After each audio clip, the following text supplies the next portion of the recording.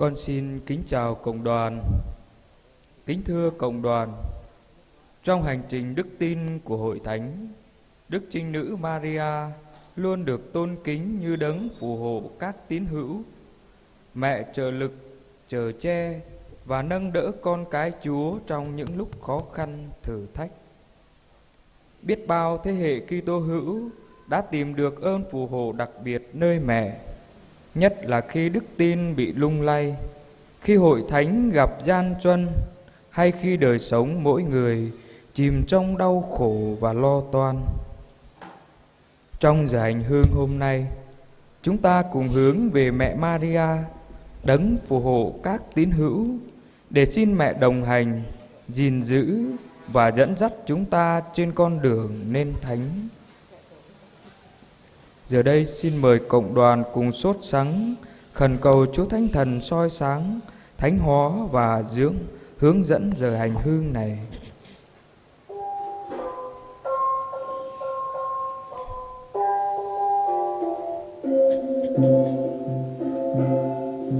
Rơi rơi rơi ôi Chúa Thầy, rơi rơi rơi ôi Chúa Kitô, rơi bờ bi prao răng lang tơ nha, rơi bờ bi prao răng cho bình mới, rơi bờ tập rơi với thao ca na ma tơi, bờ bờ rơi cho Giêsu Kitô qua mời. Lạy Thánh Kinh của Đức Chúa Trời, lạy Thánh Kinh của chính ngôi lời, xin Ngài hãy đến cánh tân trần gian, xin Ngài hãy đến cánh tân lòng con. Chúng ta dâng lời cầu nguyện. Lạy Cha là Thiên Chúa toàn năng, Cha đã ban cho Hội Thánh Đức Trinh Nữ Maria như một người mẹ đầy yêu thương, luôn phù hộ, nâng đỡ và chở che các tín hữu trong mọi cơn gian nan thử thách. Khi suy ngẫm tước hiệu Đức Trinh Nữ Maria phù hộ các tín hữu, xin cho chúng con biết chạy đến với mẹ trong niềm tín thác, biết noi gương mẹ vững vàng trước nghịch cảnh và kiên trì bước theo thánh ý Cha trong cuộc sống hàng ngày. Chúng con cầu xin nhờ Đức Giêsu Kitô Chúa chúng con.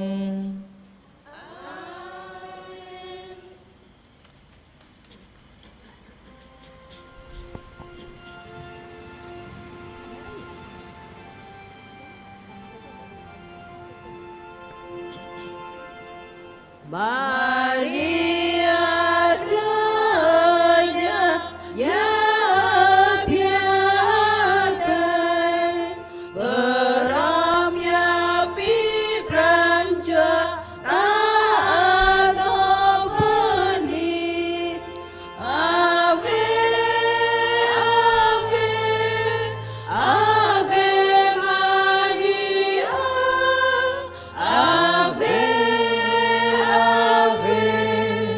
Ave Maria. Mẹ ơi xin kính chào mẹ, đóa mai khôi diêm lên. Mẹ ơi xin hát mừng mẹ, cùng ca muôn thế hệ. Ave Ave Ave Maria, Ave Ave Ave Maria. Tin mừng Đức Giêsu Kitô theo Thánh Gioan. Ngày thứ ba, có tiệc cưới tại Cana miền Galilee. Trong tiệc cưới có thân mẫu Đức Giêsu. Đức Giêsu và các môn đệ cũng được mời tham dự. Khi thấy thiếu rượu, thân mẫu Đức Giêsu nói với người: họ hết rượu rồi. Đức Giêsu đáp: thưa bà, chuyện đó can gì đến bà và tôi? Giờ của tôi chưa đến. Thân mẫu người nói với gia nhân: người bảo gì, các anh cứ việc làm theo. Ở đó có đặt 6 chum đá dùng trong việc thanh tẩy theo tối tục người Do Thái. Mỗi chum chứa được khoảng 80 hoặc 120 lít nước. Đức Giêsu bảo họ: các anh đổ đầy nước vào chum đi. Và họ đổ đầy tới miệng. Rồi người nói với họ: bây giờ các anh múc và đem cho ông quản tiệc. Họ liền đem cho ông. Khi người quản tiệc nếm thử nước đã hóa thành rượu, mà không biết rượu từ đâu ra, còn gia nhân đã múc nước thì biết. Ông mới gọi tân lang lại và nói: ai ai cũng thiết rượu ngon trước, và khi khách đã ngà ngà mới đãi rượu xoàng hơn. Còn anh lại giữ rượu ngon mãi cho đến bây giờ. Đức Giêsu đã làm dấu lạ đầu tiên này tại Cana, miền Galilee, và bày tỏ vinh quang của người. Các môn đệ đã tin vào người. Mời cộng đoàn ngồi.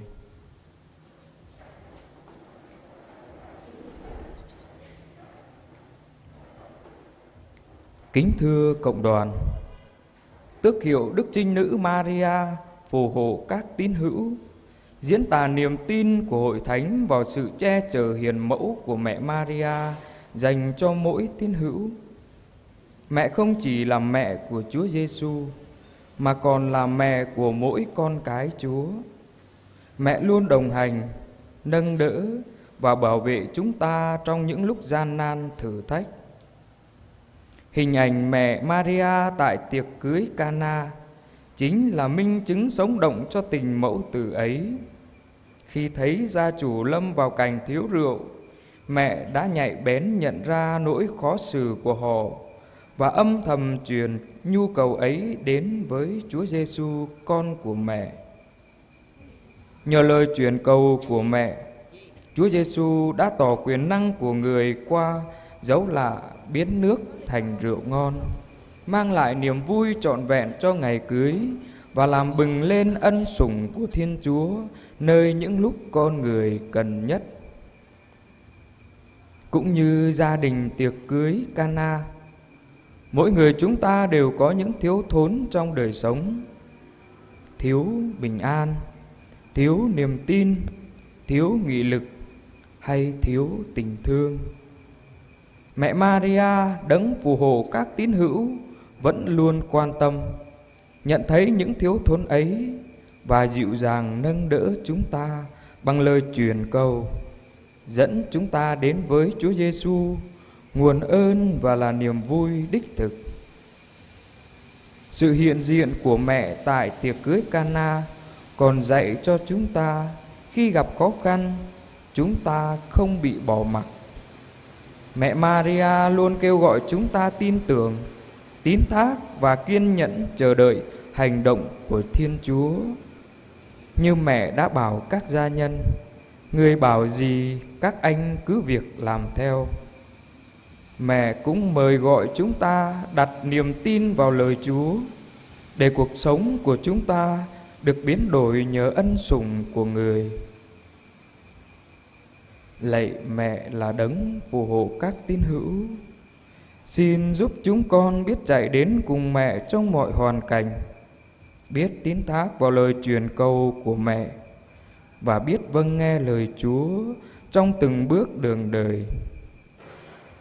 Xin mẹ dẫn chúng con đến với Chúa Giêsu, để mỗi ngày chúng con được chan hòa niềm vui, bình an và tình yêu đích thực từ Thiên Chúa. Berni Kerkuncenum Anan Maria Traherchi Bovai Begang Kun Anak Đạo Gớt Bốc Lang Pranswa Kun Cenum Mơ Giang Hơ In Cơ Ami Maria Vai Begang Rim Cho Anak Đạo Gớt. Ami Maria bu trợ ami cơ ha cho gian Giêsu qua địch ô bẹ ta ami cơ abi bang anak khoa atei từng Ami Maria trong ban nan nào bơ hờ lung hàng bơ gang binh ta amang tung tờ lơ tờ nắp tờ nông lông lăng Ami Maria amang tờ lơi bơ họa rờ cơi bơ nê bơi cana bơ pú rờ đá rờ đông pran xoa ami kiang khắp anun lơm pú bồ sang cơ bá tờ bay tanh mơ tam ami cơ nan tờ lơi tờ nắp tờ nông cơ nhu hăng ami bơ hép bơ hách bơ thâu prơi cơ Giêsu khoa doa cơ tờ lơi ami eo lại gum anun Giêsu khoa bơ pú lại cơ chứ cơ ang nhu bơ pli linh hà lang ẹp lăng dinh tờ bài hèm ba cứ lại tờ lơi mơ ác bạ plai cơ rơi prọa rơ cơi bên này bởi dạ bưng ai khoa giang a tê lơm mà núi kèng lo car sang bờ họ rơ cơi bên này bơi cana rim cho binh ta lang cơ mâu tờ lơi cơ bá cơ bích amang tờ lơi hờ tiếp cơ bá tờ lơi rơ núc rơ noa cơ bá tờ lơi hờ in cơ bá pran choa Bồ ta cơ bá pran khắp Ami Maria bồ vai bơ gang khun anak đạo gứt tổ vai lăng thâu kran tum tờ lơi binh ta cơ bá cơ bích anun hàng dòm bơ phụ kum chru amang tờ lơi eo lại prơi bà binh ta bơ Giêsu khoa phun bưng ai hàng bơ ác xít nick tờ lơi Ami Maria tổ prơi cana bơ tô tơn cơ binh ta lơm bụp tờ lơi tờ nắp tờ nông binh ta ở hoại lụi rai ố Ami Maria eo binh ta hơ in na nào chào bồ hăng kẻ phị tổ trang tờ quan khỏa tê mạ prọ car Ami Maria lại lấy cơ binh bô cum sang bờ họ hơ gớt như lại binh ghi tu cơ ngạ tùy Ami Maria chắc eo mơn binh ta hơ in abiti bơi hép a tê đã mơ tờ lời hơ tiếp binh ta tùy bập lý doa mừng bưng ai khoa a tê Ami vai bờ gang khun anak đạo gứt rồi câu ý gom tru prơi cờ binh cơ mơi thâu đoại tờ kỳ bờ Ami mang abit tờ lời hơ tiếp thâu hơ in bơi tờ lời Ami eo lại prơi hằng thâu lọa gụ tụ hép a tê amang abit tờ lời hơ tiếp rồi câu Ami bà binh cơ mơi trú bơ Giêsu khoa càng cơ rim prơi binh cơ mơi hơ tiếp màu bạ plai cơ tờ lời mơ ác rồi núc rồi noa hằng pran khắp xít nick mừng khoa giang a tê Amen.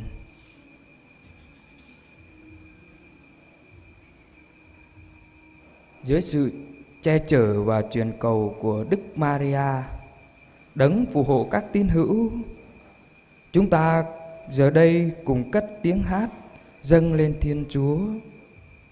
Hãy để từng giai điệu truyền thống bằng tiếng Cha-rai dẫn chúng ta đến gần với mẹ và gần với Chúa Giêsu con của mẹ là nguồn bình an và niềm vui đích thực.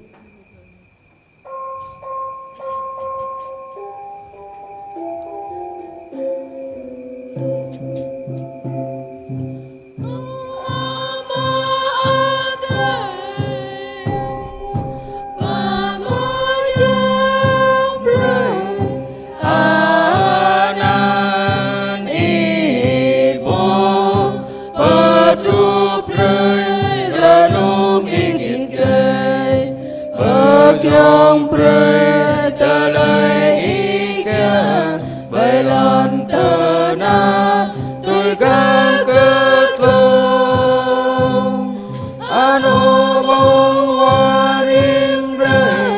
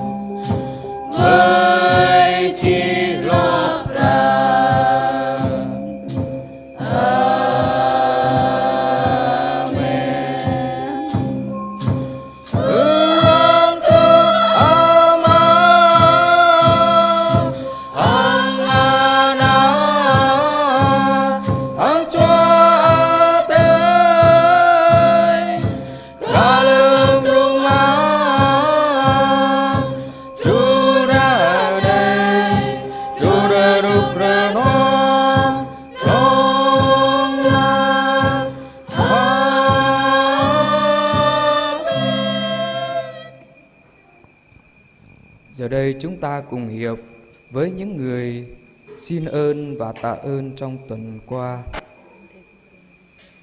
Trong tuần qua, có 5 người tạ ơn vì thêm lòng kính mến Chúa và Đức Mẹ. 3 người tạ ơn vì biết vâng theo thánh ý Chúa. 2 người tạ ơn vì biết chữa bỏ tội lỗi và tính hư nết xấu. 3 người tạ ơn vì được ăn năn trở về cùng Chúa. 2 người tạ ơn vì được bền đỗ đến cùng. 10 người tạ ơn vì đi đường được bình an. 8 người tạ ơn vì có công ăn việc làm. 2 người tạ ơn vì mau trả hết nợ. 3 người tạ ơn vì gia đình sum họp hòa thuận yêu thương nhau. 8 người tạ ơn vì gia đình được bình an. 3 người tạ ơn vì con cái ngoan ngoãn học hành tấn tới thi tốt. 7 người tạ ơn vì khỏi ốm đau bệnh tật. 2 người tạ ơn cầu cho các linh hồn. 1 người tạ ơn vì được thánh hóa bản thân, cải thiện đời sống. 2 người tạ ơn vì được bình an trong tâm hồn và cuộc sống. 1 người tạ ơn vì được sinh nở bình an.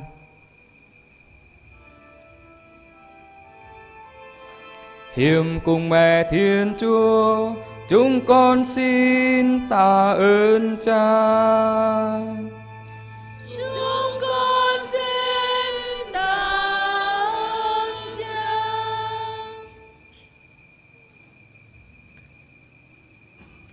Lu Rama cho bani bưng màu pran đạo cứt cơ nang kiang khắp cơ khoa giang.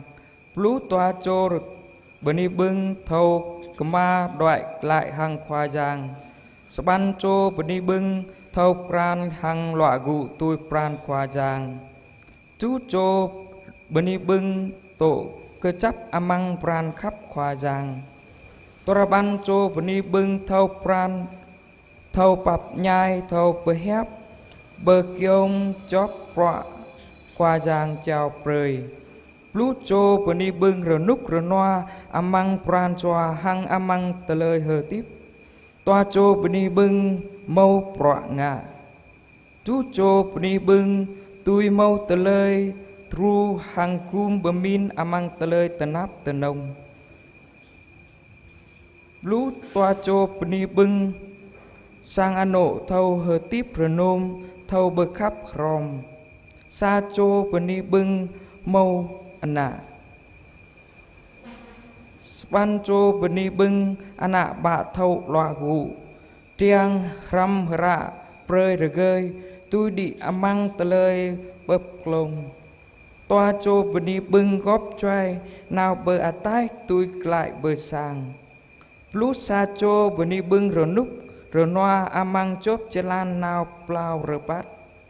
Nam cho bani bưng mâu bưng ai bờ xoách rơi chan hàng pran choa. Nam cho bani bưng chai hem lạ. Sa cho bani bưng bờ côm bờ chơ tờ lời hờ tiếp bô cơ khoa giang. Bà cho bani bưng tui mâu tui pran choa kiang. Lũ cho bani bưng eo lại prơi cơ binh ơi dạ hàng chốp choai rồi gao lại lon tờ ná.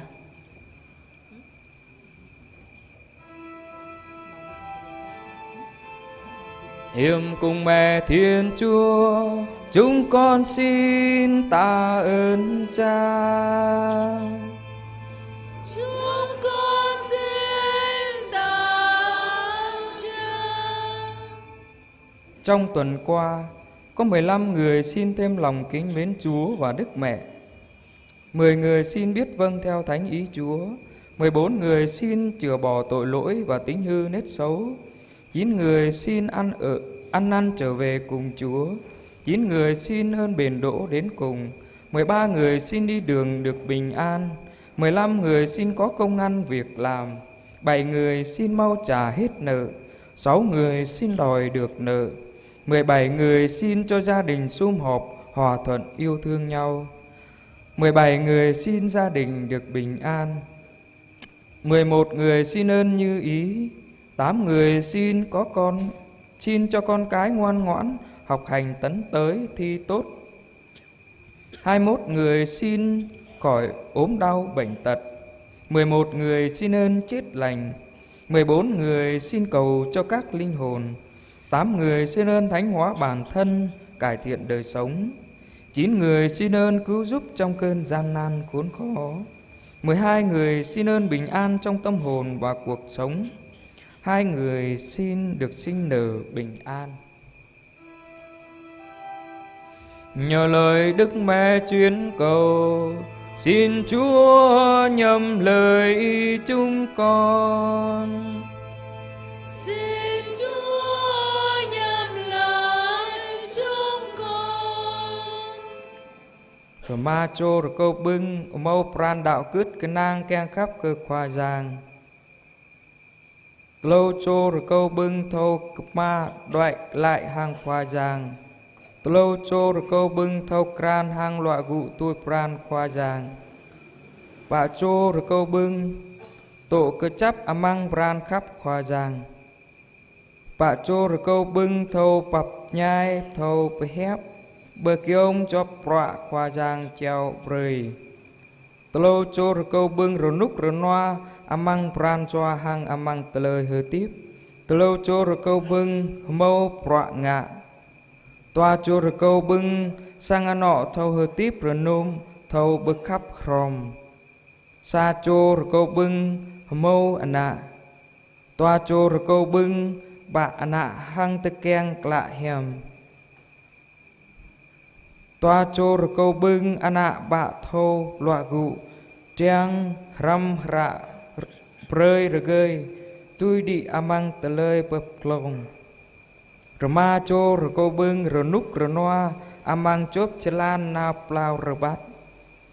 Bà chô rồi câu bưng mâu bưng ai bớt xoáy trời chan hang pran choa. Toa chô rồi câu bưng tui mâu tui pran choa keng. Toa chô rồi câu bưng eo lại prơi cơ binh ơi dạ hằng góp choai rồi gao lại lon tờ ná.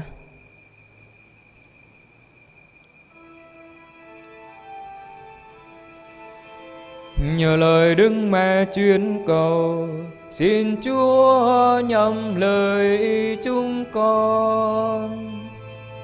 Xin Chúa nhầm lời chúng con. Và giờ đây, sau khi chiêm ngắm tước hiệu Đức Trinh Nữ Maria phù hộ các tín hữu, chúng ta cùng dâng lên Mẹ những đóa hoa, không chỉ là màu sắc và hương thơm, mà còn là những tâm tình yêu mến, biết ơn và tín thác của mỗi người chúng ta. Mỗi đóa hoa là lời nhắc nhở rằng Mẹ luôn đồng hành, nâng đỡ chúng ta giữa cuộc sống thường nhật, để chúng ta can đảm bước đi trong đức tin và sống yêu thương như Chúa Giêsu đã dạy.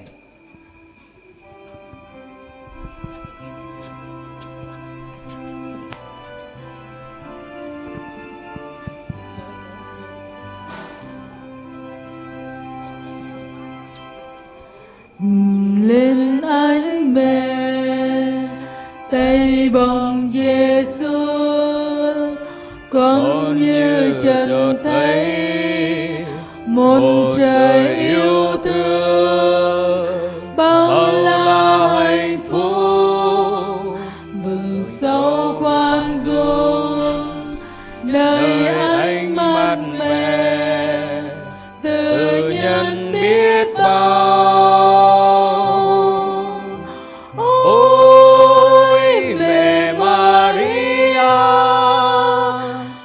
mẹ đáng kính yêu, mẹ đang ở đó, ánh mắt dịu hiền chờ con chạy đến mẹ ơi an, đến mẹ chở che. Nhìn lên anh mẹ hằng cứu giúp, như nghe mẹ nói mẹ là mẹ con, sao con chẳng nhớ dù con ra sao, mẹ vẫn yêu con, mẹ sẽ cứu con. Ôi mẹ Maria, Mẹ đáng kính yêu, mẹ đang ở đó, ánh mắt dịu hiền chờ con chạy đến mẹ ui an, đến mẹ chở che. đời con có mẹ thật là diễm phúc, bao nhiêu hòa phúc được mẹ quan tâm, lo toan mọi lúc. Ngày mai ra sao thì đã có mẹ, còn lo lắng chi. Ôi mẹ Maria, mẹ đáng kính yêu, mẹ đang ở đó, ánh mắt dịu hiền chờ con chạy đến mẹ ui an, đến mẹ chở che.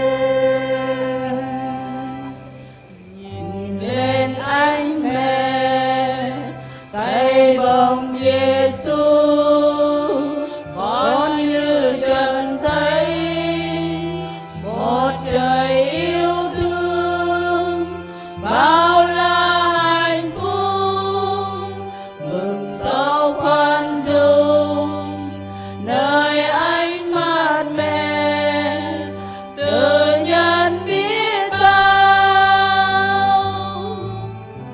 Ôi mẹ Maria, mẹ đáng kính yêu, mẹ đang ở đó, ánh mắt dịu hiền chờ con chạy đến mẹ ui an, đến mẹ chở che. Mời cộng đoàn quỳ cùng đọc kinh tuần cửu nhật kính Đức Mẹ hằng cứu giúp.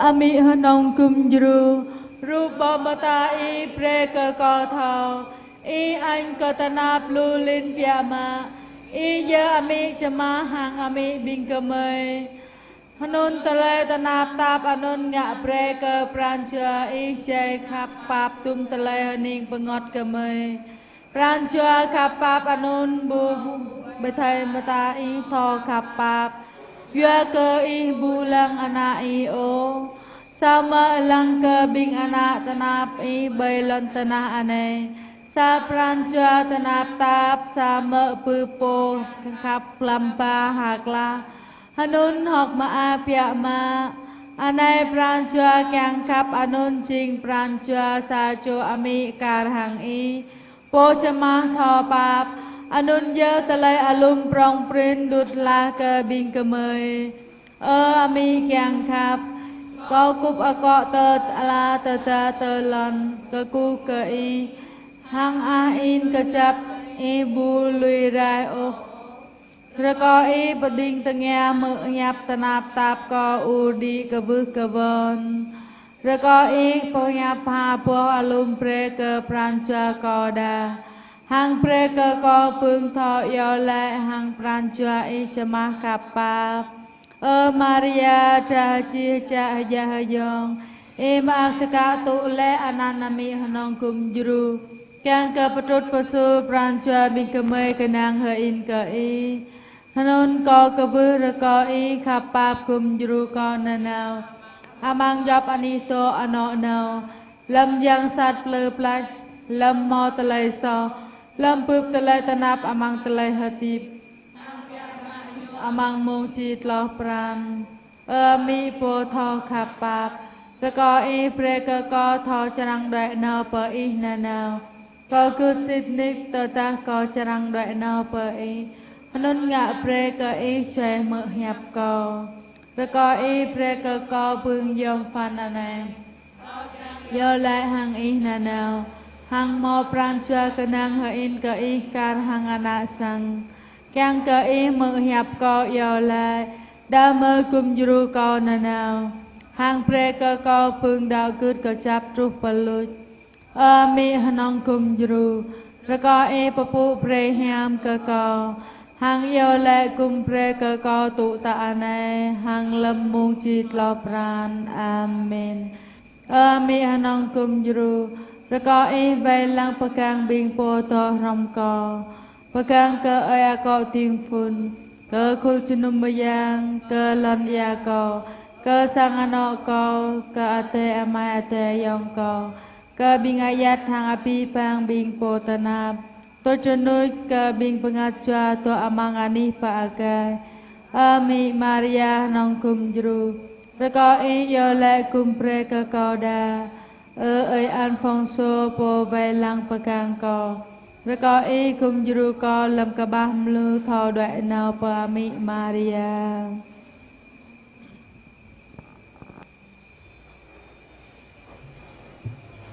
Giờ hành hương tới đây là kết thúc, con xin cảm ơn cộng đoàn.